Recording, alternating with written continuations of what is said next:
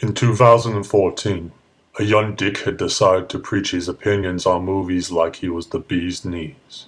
He talked about movies like A Clockwork Orange, The Big Lebowski, Django Unchained, Scarface, Garden State, Chasing Amy, American Psycho, and The Kid. Who'd thought it'll take this dweeb 5 years to finish up his reviews about movies he loves? It's time to conclude with episode 10 of King of the Hill production reviews with The Texas Chain Saw Massacre. What the fuck? Ah!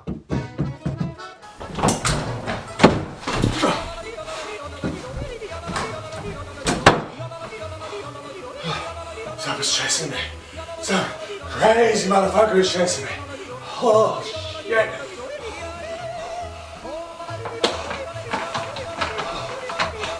I don't know what they wanted. Don't know what they need. They just started chasing me around my house. They just barged in there and just chased me. I was just sitting there looking at my books of film history, admiring my big film collection with all my film posters everywhere, being very snobbish, and then boom, barges in my house and starts chasing me. I don't know what the fuck is going on, but I think I've lost him. I think they lost me when I ran upstairs into my room. They'll never find me up here.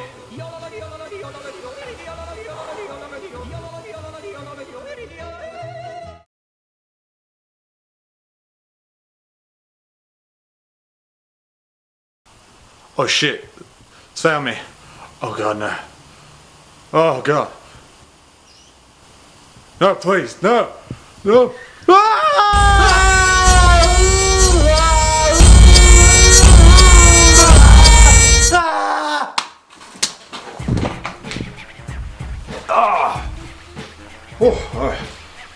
Hey everyone, Jared Hargreaves here. Today we're going to be finishing off my top 10 favourite movies list with a doozy. We're going to be talking about the itty-gritty Texas Chain Saw Massacre from 1974. This movie was directed by Tobe Hooper during the summer of 1973 when it was a massive heat wave.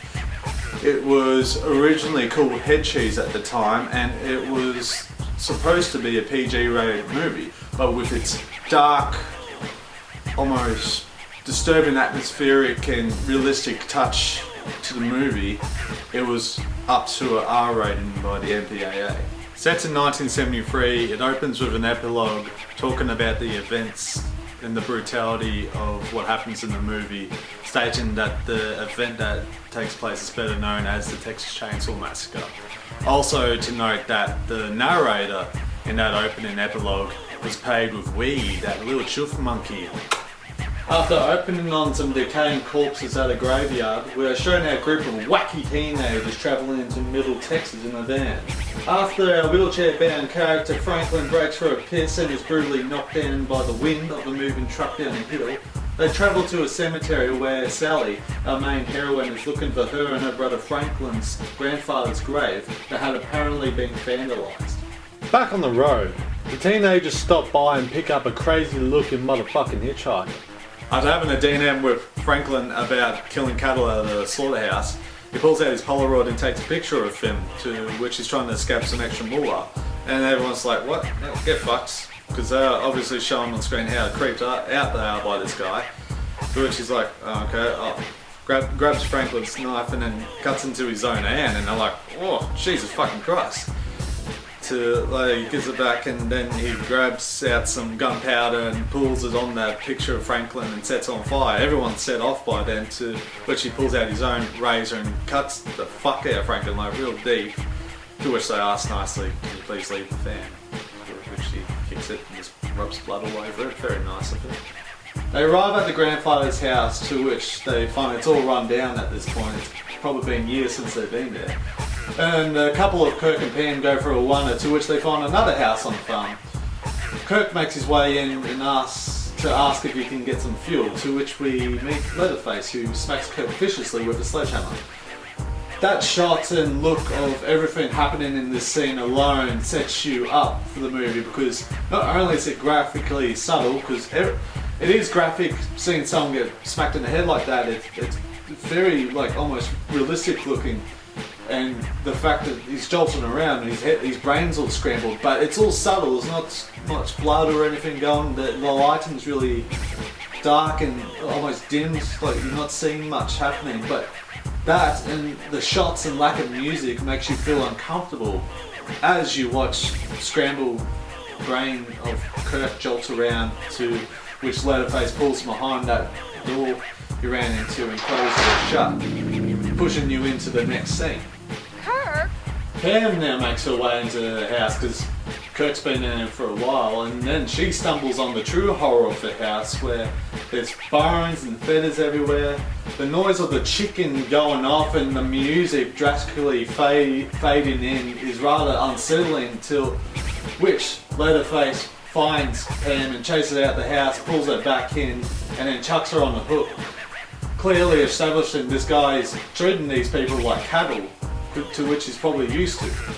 As the sun comes down, Sally's boyfriend, Saturday Night Fever Jerry, heads and finds the house himself. He walks in and finds a fridge in the house after he hears some thumping going around, to which he opens and finds Pam's jittering body come out of it. He screams like hell, and then Leatherface makes him his next victim. Fun to note, Gunnar Hansen, who plays Leatherface, he wore that outfit nearly the whole time during that hot 1973 summer in Texas. So he was basically a sweaty, smelly motherfucker throughout the whole thing, and no one wanted to have anything to do with him besides on camera. Finally, after screaming out, Franklin and Sally go for a walk, maybe a little wheel as well, to find everyone in the dark. After hearing some noises, they stop and the chainsaw plays in as Leatherface shreds the shit out of Franklin with it. Perfect example of the movie being graphic by just the idea and not always what was on screen. Only tiny bits of blood spray out, where today in the movie there would be basically disemboweled and gore and shit would fly everywhere.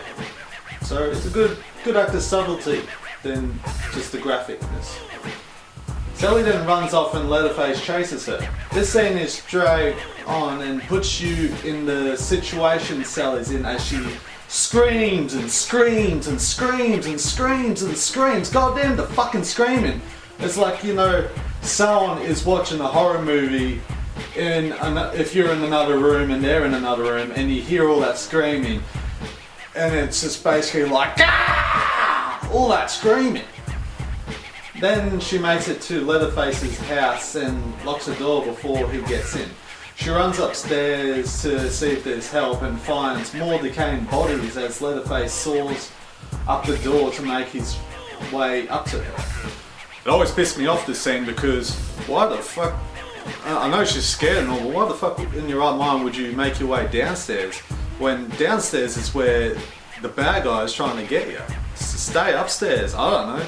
He chases her up as she dives through the window to the outside, desperation in full throttle. She makes her way to the gas station from earlier to hide. The owner looks around and comes back to kidnap her, as we find out he's in on it too with Leatherface. He takes her back to the house, where on the way we meet the hitchhiker again.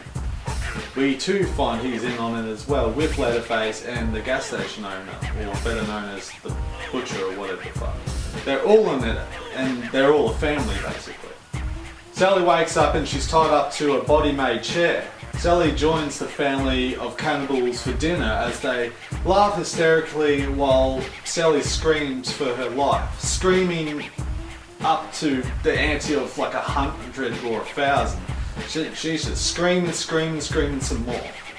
Which, this scene alone is like complete horror. Everything you hear, see, with laughing on one side, screaming on the other, and that disturbing sort of music. It's so uncomfortable to watch, especially the example of all these close, quick zooms on Sally's eyes and the movement of her makes you almost feel vertigo. It's that dizziness and disturbingness.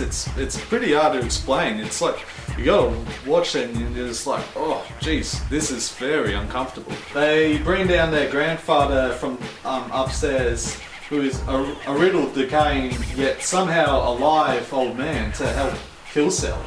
They want him to kill her. They hold her head over a bucket so he can hit her with the hammer, but he's obviously struggling because the guy is barely even alive. She gets out of their clutches and jumps through another window.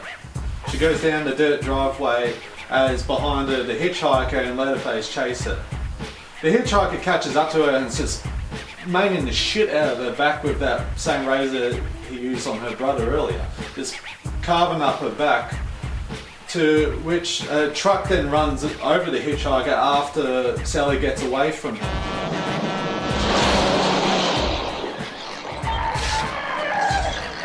Probably is the most violent bit in the movie is the hitchhiker getting hit by the truck, because basically his whole body goes on the truck and he just goes everywhere. His body gets fucking mangled. Leatherface is still around and chases Sally and now the truck driver around the truck.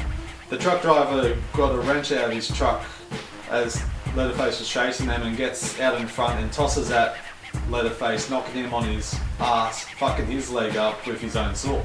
The truck driver bails, he bolts it up the road, and then a pickup truck comes past to save Sally. She's slowly making her way at the truck as Leatherface is getting to her, and just before he gets her, she gets in the back and they drive off.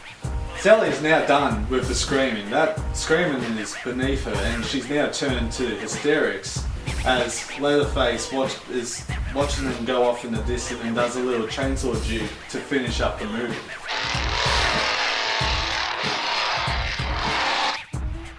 Wow, that is a hell of a movie.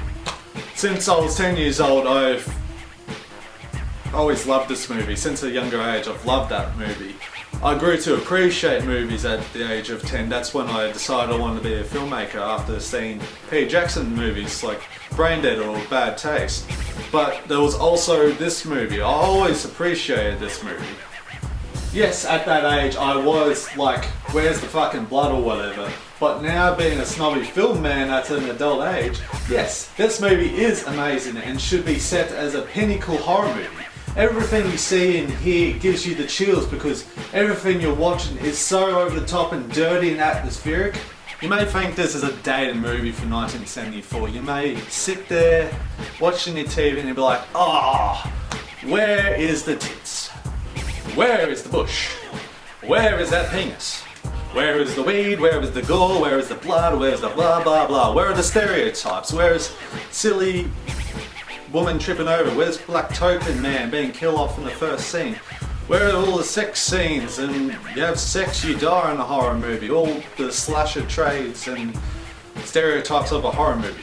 But you cannot deny the fact that this is a very important and pinnacle horror movie, because even from the standpoint of a low budget horror movie, you watched it, and for 1973 when they filmed it, it is a low budget movie because $100,000, like, it was a lot, but yet it's cheap for a movie at the time because you had to buy your film reels and have a big group of people on your set.